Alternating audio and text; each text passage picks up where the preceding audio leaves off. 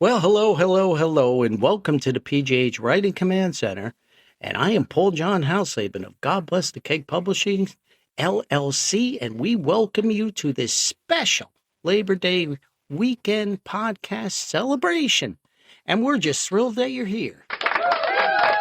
Yes, indeed, and I am Paul John Hausleben of God Bless the Cake Publishing, LLC, and I am your podcast host today. Woo! And we are just having a great time here on this Labor Day weekend, the unofficial, official, sort of, end of summer 2025. And I will not shed a tear at the end of the summer. I'm not a fan of the heat and humidity. And this past summer here in Central Virginia has been no joke. It's been wicked. 2 or 3 consecutive heat waves of incredible humidity and 102-degree days and 117-degree heat indexes, and you walked outside and you needed an IV. So I bid adieu, farewell, goodbye to summer 2025. So, at any rate, we're thrilled you're here and sharing your Labor Day weekend with us. And as I mentioned, I'm Paul John Hausleben of God Bless the Cake Publishing, LLC. I'm the flagship author, chief photographer, chief cook, bottle washer, music reviewer, music critic, do everything guy at God Bless the Cake Publishing with a little help from my friends. And some of my friends are gathered here so they can stand in the corner there, sit in the corner. There's potato chips, there's beer, there's some soda. So enjoy it. And I had mentioned at the end of the last podcast about maybe digging up an old recording. And recording I made about maybe 10, 15 years ago. I think it's from 2010. Although some of the date stamps said 2014. But I mentioned this recording and I was going to dust it off and play it for a special Labor Day podcast. Well, I was successful in finding the recording. And we're going to talk more about it. But first, before we get going here, let's get our little Orphan Annie decoder pins out. And we're going to mention a word from our proud sponsor. We are proudly sponsored here today by Corporate Facilities Group Incorporated, the leader in technical consulting, facility maintenance, facility management, property services, and property maintenance throughout America. And now CFG Incorporated is proud to announce a new initiative, a new department headed up by the amazing Steve McMillan. So let's give it up for Steve. Yep. Hey, put that potato chip down. Put the potato. That's a little protest from the crowd. But at any rate, give it up for Steve. And Steve brings 30 years plus of experience in the new pre-construction services department for CFG Incorporated. Consider Steve and CFG to help you with residential development, pre-construction planning and estimating and services for your residential projects, your renovations, light commercial projects. And Steve brings all of that experience, and we're really excited for CFG Incorporated. And thank you to Steve. And thank you to Lydia, and thank you to Liliana at CFG Incorporated for supporting the podcast. So check them out at www.corporatefacilitiesgroup1.com. www.corporatefacilitiesgroup1, that's the figure 1.com.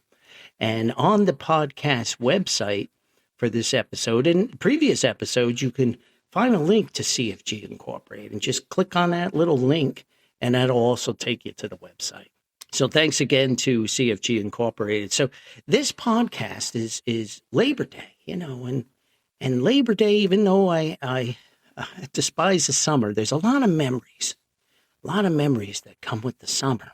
And many of the adventures of Harry and Paul and many of our books, many of our stories, despite my adversity to the summer, are about summer adventures. And family vacations, and the weather's nice and everybody's outside and there's pretty girls and hot rod cars and all the things that we got involved in. So the summer was a setting for many of our adventures. And you can read about them in the books and check them out. Summer collection is a seasonal collection of stories. I have the summer collection. I have the spring collection. We have the autumn collection. And technically, I don't have a winter collection of short stories, but I have Christmas reflections. So it's kind of based in the winter. And everybody always asks me, am I ever going to write a winter collection? And I might just do that because I really like short stories. But at the end of a recent podcast about this guy who's just a hairpin more famous than Paulie is, this guy named Springsteen. He's just a little bit more famous than me. I did a little deep dive into Bruce's music, and I mentioned that maybe for the Labor Day special holiday podcast, I would dig up an old recording I made many, many years ago. I did a little guest gig on a radio station. I was doing some work at the campus, some facility work there, and you know, Paulie, he always gravitates towards radios. It's just part of my nature. And I noticed the college radio station there and the antennas and the transmitter. And I plotted to introduce myself to the chief operator there and one of the young fellows that was running the station. And we hit it off. And one thing led to another. And he invited me for a couple gigs on Saturday afternoons at the radio station. And this is a real low-power radio station. I think it's limited by wattage by the FCC license, and it basically just broadcasts on the campus itself and maybe a couple miles out, but not far. It was FM, so not a lot of propagation working in their favors, that type of thing. So, at any rate, we did this gig, and it was fun. It was really fun. And there might have been some copious amounts of beer involved in some of those afternoon gigs. And I got on the air there, and we just started talking about Harry and Paul adventures and some of the books and some of the things I had done. And one thing led to another, and I was telling stories. I guess it's just like gravitating towards radio. Paulie telling stories is part of my persona. But at any rate, the switchboard was lighting up with people calling in about this crazy guy with this terrible New Jersey accent telling crazy stories. But one of the stories that we told and we recorded that day is The Eye of the Tiger. And The Eye of the Tiger comes from Time Bomb in the Cupboard, which is in theory the first book I ever published, Time Bomb in the Cupboard and Other Adventures of Harry and Paul. And Eye of the Tiger is the third story in the book. There's 3 short stories: Time Bomb in the Cupboard, Harry's Resort, and then The Eye of the Tiger. Now, I wrote this when I was about 16 and a half, 17 years old, when I was in high school and trade school. And they bumped me over to college preparatory English and creative writing because they said that I could write well. And there were 2 teachers there, Miss Breyer, Vivian Breyer, and Miss Beversluis, and I can't remember her first name. But at any rate, they really took a liking to Paulie's writing, and they took these short stories and entered them into this, this magazine contest for high school writers, young teen writers or something. And Paulie won the $50. I won $50 award. and actually, the 3 short stories were a Time Bomb, and then it was Harry's Resort, which is about Harry's backyard barbecues and famous picnics and things, and his big swimming pool in the backyard. And then there was The Christmas Tree, about my old man trying to find this real Christmas tree for Christmas. Eye of the Tiger actually came later on, and I took Christmas Tree out and published that into a Christmas book. And I stuck Eye of the Tiger in. But the timeline is Eye of the Tiger is a little later. And so at any rate, I was on the road living in Atlanta. And you might know this story if you follow Paulie's books. It's mentioned many times. I was writing music reviews and getting back into writing. And the writing bug bit me again. And I remembered these old manuscripts. They were handwritten manuscripts in this notebook. And then I pulled them out and I dictated them into a cassette player, and then I typed them in and wrote them, touched them up a little bit, and then I was going to publish it, self-publish it on this site, just as a spoof, just to have fun. I purposely put some silly things in there, people who would know me and know of the old neighborhood, and I had a lot of fun with it. I never intended to ever really publish it for sale, but I was a rookie and really didn't know what I was doing on the websites and everything. And I created this book and this generic cover, and it was really not that good. And I accidentally uploaded the draft, the unedited draft, and clicked on it. And unbeknownst to me, I put it out on the big Amazon machine out there. People started to buy this crazy book. And then I'm getting emails and people telling me how fun it is and how much they enjoyed it, and people who knew me in the old neighborhood. And it was this hokey pokey, terrible copy with this terrible cover. And I realized, I was like, oh my gosh, I eventually uploaded the proper interior to it and put a proper cover on there. But there was probably about 200 copies out there that I had pre-printed that got released for sale. So if you have one of the original Time Bombs, you probably have like a collector's item. And the book took off. People called it a cult classic, and it was nostalgic, and people from New Jersey got the terrible grammar and all the stuff that was going on there. So anyway, Labor Day brings back all these memories of Harry and the old neighborhood and 20 John Street. And Harry's family was the greatest, most fun-loving family, and they'd have these amazing backyard picnics, these amazing barbecues every weekend at a big swimming pool, and all this fun and horseshoe games and music. And Labor Day picnic was special. It was absolutely even more special because they would have a theme party.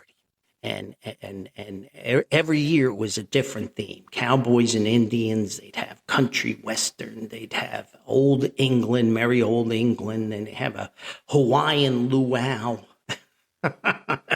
And that was the wrap up to the summer. That was like the last shindig. And the whole neighborhood would come. Everybody would come, and they'd dress up in the themes, and they'd have a grand old time. And, we didn't have too much. We didn't have a lot in these old neighborhoods, but we had a spirit, and we had a zest and a zeal for life. And what we had, we cherished. We cherished what God gave us. We didn't have big fancy homes and long driveways and 5-car garages, and we didn't drive fancy cars and things. But we had love, and we had friendship, and we had a unique bond that a working class neighborhood had in those days. We didn't have all this technology, and we didn't have all these cell phones and internet and all this stuff. We got outside and we enjoyed each other. And man, we had some legendary parties there. They would start on a Saturday morning, and Labor Day wouldn't end till about 6 o'clock on Labor Day night. And as great as those parties were, the Eye of the Tiger is really about a weekend that will live in infamy. I'll never forget it. And I'm convinced as I look back that the Eye of the Tiger centered around a roller skating marathon at the local roller skating rink in Wayne, New Jersey. I think it was called Skates of America, or America Skate. I can't remember. It was on the back of the Willowbrook Mall. And Harry, the great Harry M. Rogers Jr., number 35, a legend beyond the old neighborhood. And in the books, he's Harry M. Redmond Jr., and he's the bombastic character, the womanizer. The guy has got the fancy cars and the fancy dress and fancy clothes, and he dresses with a cowboy hat when he goes through his cowboy phase, and Harry's the man. And Paul is the quiet, more conservative sidekick. And Harry always had hundreds of girlfriends. And he had met this really nice gal named Joyce. she was she worked in a bakery in Clifton, New Jersey. And Harry and I went over there and did some work for the guy that owned the bakery. We were only kids, 17-year-old kids. I was electrician, electronics, and Harry's doing all his sheet metal, steel work that he was apprentice at. And Harry was fixing up these cases and flirting with Joyce. And this guy must have had incredible faith that these two dopey kids are doing all this work in the store. So Joyce and Harry hit it off, and they started dating, and they were dating and getting kind of serious. And Joyce was away a weekend, or supposedly, and Harry got his wires crossed, and he kind of took another gal to the ice skating rink, and he got nabbed by Joyce for 2-time. Uh-oh. Oh, no. Yeah, Harry, he did those things. But anyway, so Joyce got mad, broke up with him, and Harry was devastated. And he really liked Joyce, and I always liked Joyce. I thought they made a great couple, and we were hockey players, really good hockey players. I was a goalie, and Harry's a defenseman in front of me, and we had Jeff, and we had Marty DeVoe on defense, and later on, when I got to the semi-pro levels, I had Joe Starost, and I remember all these defensemen, Billy Campbell, all these guys that protected me to trying to stop my brains from exploding when a puck hit my head. And Harry was a superb defenseman, as was Jeff and Marty and all of them. And so we were good skaters. We were really good skaters. And when the summer would wind up and we'd skate on Friday nights or Saturday, and hockey season was in a lull, we'd bump over to this roller skating rink up there in Wayne. And it was an easy transition. These were the four-wheel rollers. They weren't the inline things. So we were good roller skaters. So anyway, Harry gets sideways with Joyce, and I'm at the ice rink one day, and Joyce comes up and tells me all about how she's going to be participating in this roller skating marathon over Labor Day weekend. And the more I think about it, it is associated with Jerry Lewis, Jerry's kids, the muscular dystrophy, which over the Labor Day weekend, if I remember correctly, Jerry Lewis would have a telethon and raise money for muscular dystrophy, and it would go on and on the whole weekend. Well, this marathon roller skating for charity was the same thing. You get pledges, and then you skate for X amount of hours, and then you raise the money. Well, Harry gets wind of this. Joyce, I pledged a couple bucks. I only had a nickel or two. I was pretty poor back then. Still am kind of poor. But anyway, I pledged money for Joyce. But what she was really doing, she was really dropping some hints that she's going to be at the roller rink, you see. And Harry got wind of that. So Harry, he's like, well, I got to do it, Paulie. I got to do it. So he goes up there to the roller rink and signs up for the roller rink. Now, Harry can sell an Eskimo ice cubes and a refrigerator and a freezer, too. He's a great salesman, a charismatic guy. And he's going throughout the neighborhood and getting all these pledges. And he's over at St. Gerard's Church and Cedar Cliff United Methodist. And he's peddling his pledge cards. And he's at the liquor store. And he's hitting up my old man and my grandfather and my sister and everybody. The priest at St. Gerard's. All the old ladies coming out of bingo. And Harry has about 92,000 pledges. So we go up to the roller rink, and it started on a Friday night. And Harry's intention is just to skate for a couple hours, reconnect with Joyce, show Joyce how loving he is and caring about the charity. And all that's just yakety smackety, because his underlying reason for entering the skating marathon is just to reconnect with Joyce. But he makes out like he's this, this compassionate guy who loves the charity. And look, Harry is a compassionate guy, and he did care about the charity. But the main objective was to get back with Joyce. So this is a skating marathon. It started like 8 o'clock on Friday, and it went to 8 or 9 o'clock in the morning on Sunday. And Harry's intention is just to skate for a couple hours. Well, when he gets to the roller rink and the officials there, they see all these pledges. They're like, holy smokes, you have all these pledges. And Harry's like, yeah, I really care. I want to raise a lot of money for the charity, you know?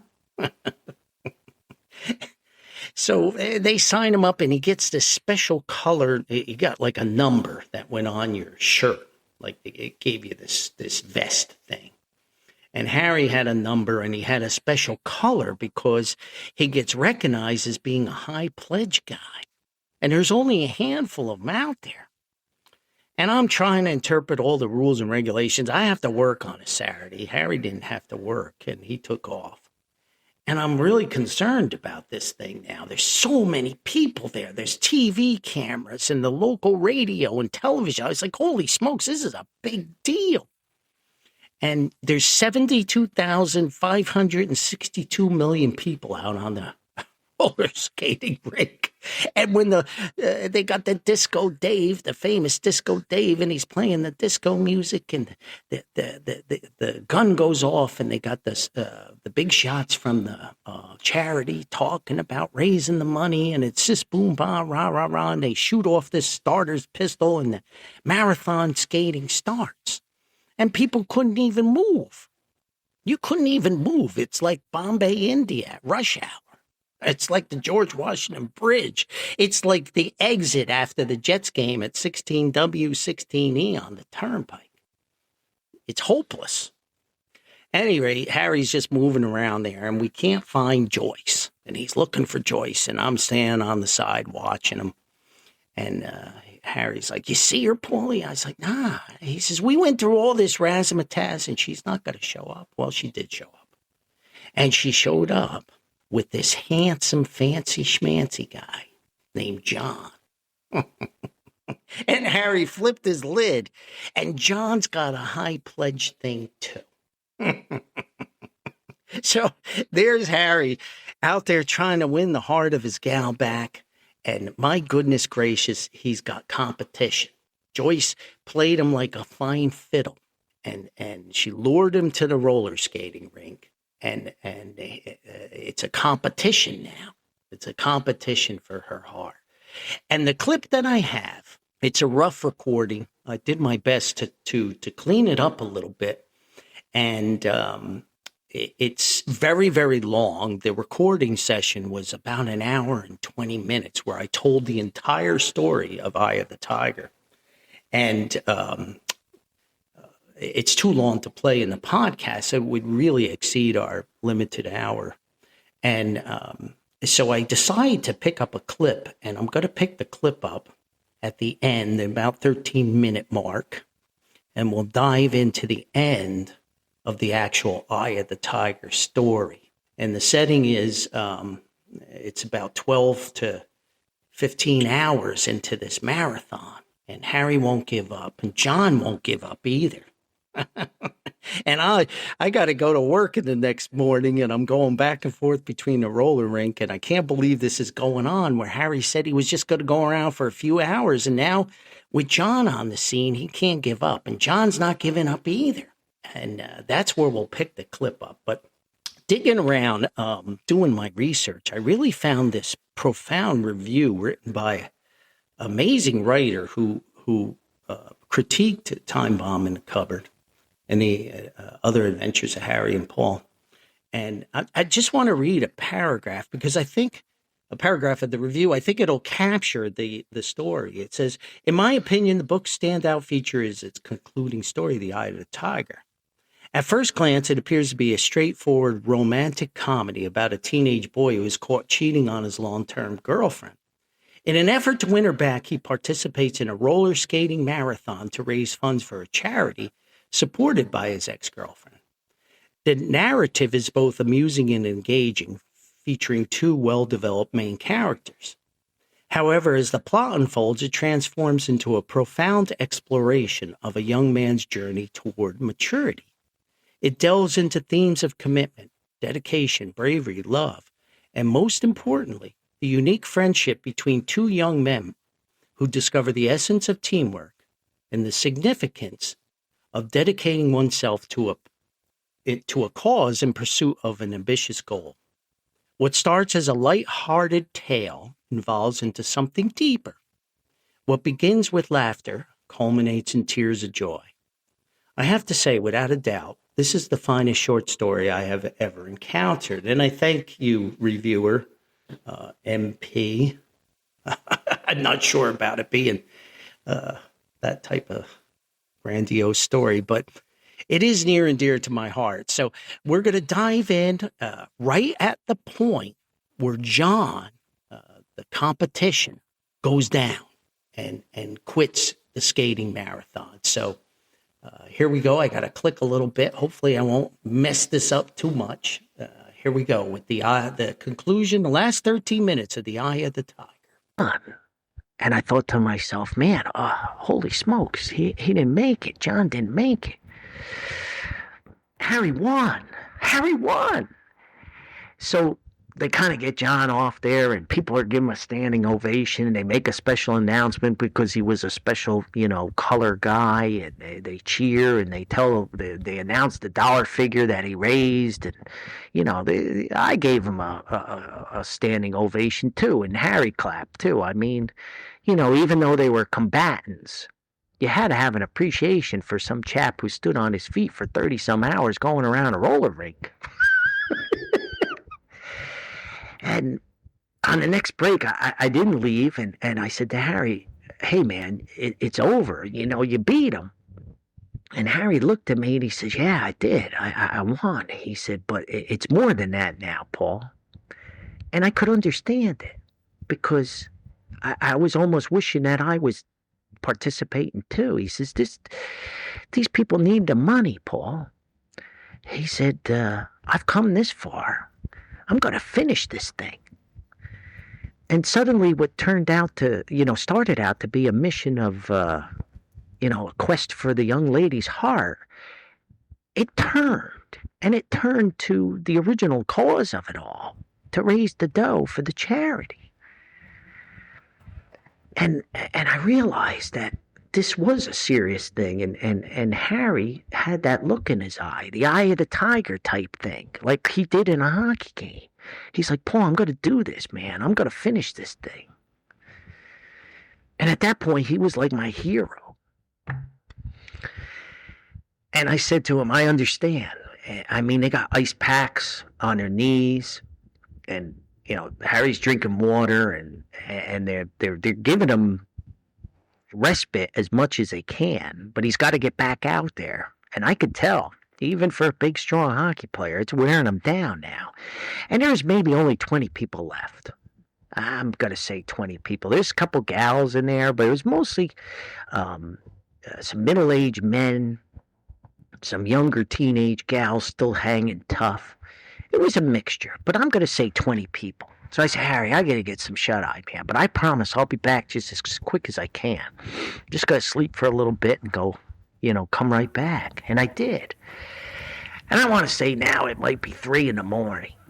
So I ride home. My old man's there. He's like, how's it going? I said, man, Dad, he's still going around. And my old man's like, you're kidding me, man. He says, I saw it on the TV. I said, yeah, Pa. I said, he's still going around. And he's like, really? And he says, you better call Harry's old man.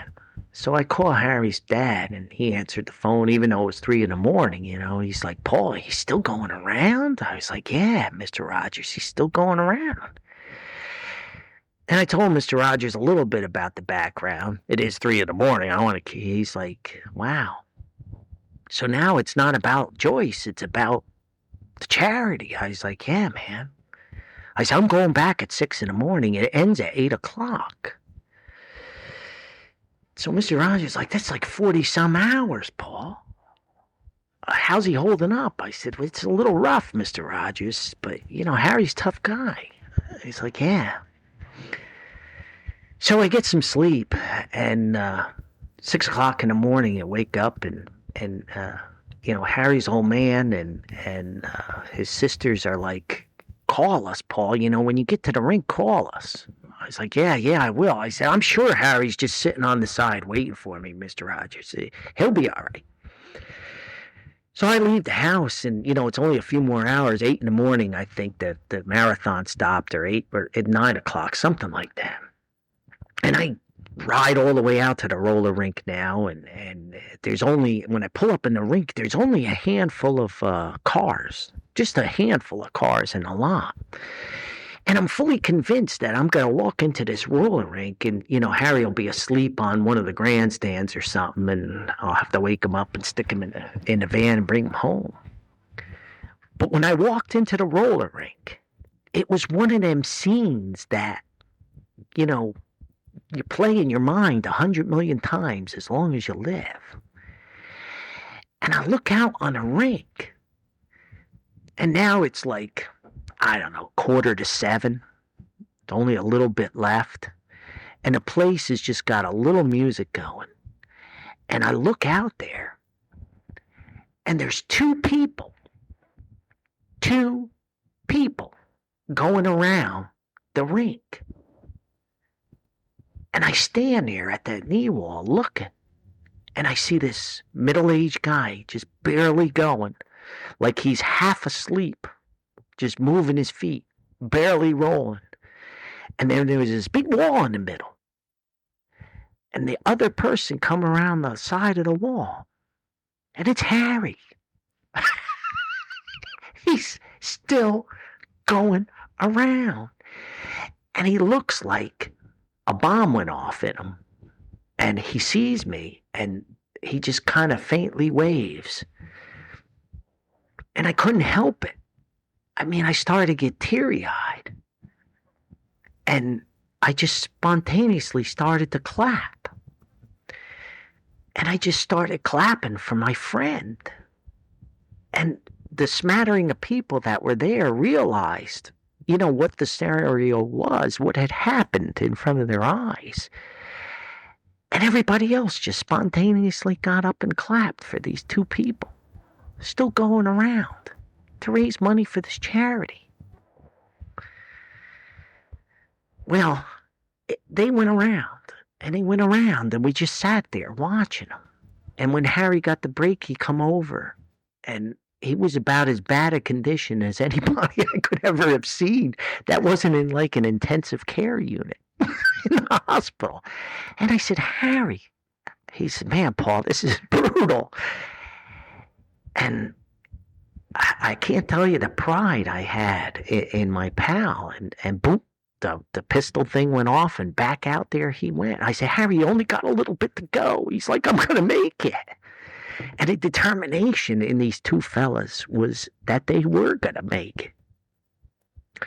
Well, as it got closer to the end of the telethon, the skate-a-thon, the hubbub started back up. The TV cameras come back. I called Mr. Rogers. I called my old man. And they're like, you got to be kidding. Harry's still going around. I was like, yeah, he's still going around, man, like 40-some hours. And the TV cameras are rolling, and they're giving a little biography. And the other guy going around wasn't one of the high pledge guys, but, I mean, he's still going around. But he's suffering big time. And I really didn't think he was going to make it. The guy is suffering such big time. And it's down to the last few, maybe a half an hour, and they're talking about it. And when they have a break, the TV cameras talk to Harry and the other chap and give a brief interview. And now the place is getting crowded. And I look, and Harry's family showed up. And there's Joyce, and she's hanging on the wall, cheering Harry on. Her boyfriend, John, was nowhere to be seen. The poor guy's probably in the hospital. And as we get near the end, the other guy who's having such a tough time, Harry, comes over. And he's like propping the guy up and encouraging him. And as it gets near the end, the cheering and the chanting, it was like madness. It was like a football game at the end. And they had this special ribbon for the last lap, and they play this special song. And there it is. And Harry, he grabs his pal, and they hold each other. and they go across the finish line and break the tape at the same time. It was heart-wrenching, and people are cheering and hollering, and we run out there, and the paramedics go out there, and you know, the guy collapses like after the marathon, you know, and Harry's still moving his feet. I mean, he looks like death warmed over, and he makes his way over on the side, and I grab him and give him a hug, and his family's giving him a hug, and people are cheering him. He was like the hero coming back from outer space. And there it was. The sponsors cheering him, the TV cameras. And Joyce goes over there and just grabs Harry and gives him this big hug and a kiss. And they were like reunited. And tears are rolling down people's eyes. And Harry's pumping his fist in the air. And he's shaking the hand of the guy that was going around with him who's on a stretcher now. They can't get the guy's skates off because his feet are swollen up so much. This is serious stuff. And we get Harry over on a bench, and I take his skates off, and man, his feet just ballooned up like boom, you know, like somebody put a little air valve on the side and pumped his feet up. And we got buckets of ice, and they let him put his, you know, feet in the ice, and he's getting interviewed, and the newspaper is there, and it's a celebrity, and they're tallying up the money. I forget how many thousands of dollars he raised. And Joyce is hanging on him, and the pride. And he looked at me and he said, you know, Paul, it got to a point when I realized that it was so much more. And he didn't want to say in front of Joyce, but Joyce knew. And I said, yeah, Harry, I know. It became the same for everybody. So it started out to be a mission of one angle. Turned out to be such a worthwhile adventure. And, you know, you don't hear too much of this kind of stuff anymore, and I don't know why. But it makes you realize that in the ordinary individual, the ordinary everyday person, there's so many heroes out there. So many people willing to do things for other folks that makes you proud. And I can't tell you how proud of Harry I was that day. As his family was, everybody was. And the other fella, too. I don't even remember his name. I could see him to this day. But man, what a fantastic mission that was. What a great, great effort. Superhuman. Absolutely superhuman. And I don't know the other guy, if he was a runner or an athlete or whatever. I mean, he probably had 25 years on Harry, but he made it too. He was a little worse for the wear than Harry was. But, man, what a fantastic adventure that was. And Harry and Joyce stayed an item for a very, very long time. I don't remember where the relationship eventually went, but I'm sure for a lot of folks, that whole thing is still in their minds. How an ordinary guy, just some teenage kid, for the heart of a gal, went above and beyond and became a hero. Wow. So often when I hear of a charity or a fundraiser, or somebody rings the doorbell selling me cookies, it kind of whirls in my mind. And despite Harry's ups and downs in his relationships and females coming and going, that second cup of coffee he had that morning inspired him to do great things. Well, there it is, the end of The Eye of the Tiger, from Time Bomb in the Cupboard and Other Adventures of Harry and Paul. And I look back on Labor Days and the memories and the closing of the Jersey Shore at Labor Day and the unofficial end to summer, going down the shore. That's when the amusements would kind of close down. and the food stands and the boardwalk venues and everything. And a lot of folks say after Labor Day, the Jersey Shore is more fun than during the season when it's so crowded. But tons of memories about Labor Day, the great picnics. But I think number one will always be Harry in the Eye of the Tiger and the famous roller skating marathon, which inspired me to write that story. And I'm going to go back to that reviewer because I think the reviewer penned a really good paragraph here.